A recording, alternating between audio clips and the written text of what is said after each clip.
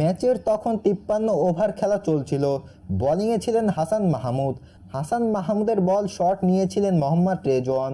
রেজওয়ানের শটে বাউন্ডারি বাঁচাতে গিয়ে মুশফিকুর রহিম পেয়েছেন চোট। গুরুতর আঘাত পেয়ে মাটিতে লুটিয়ে পড়েন মুশফিকুর রহিম। লম্বা ড্রাইভ দিয়ে বাউন্ডারি বাঁচানোর চেষ্টা করেছিলেন বাংলাদেশি এই ফিল্ডার। এ সময় মুশফিকুর রহিম কাঁধে চোট পান। বল ধরার জন্য আর উঠে দাঁড়াতে পারেননি, বরং মাটিতে শুয়ে কাটাতে দেখা যায় বাংলাদেশি এই অভিজ্ঞ ব্যাটসম্যানের।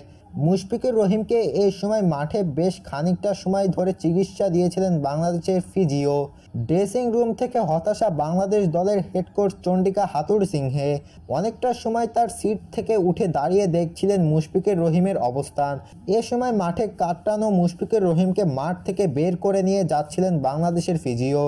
মুশফিকুর রহিম প্রথম টেস্টে বাংলাদেশের জয়ের নায়ক। দ্বিতীয় টেস্ট শেষ হওয়ার আগেই মুশফিকুর রহিম এমন কাঁধে চোট নিয়ে মাঠ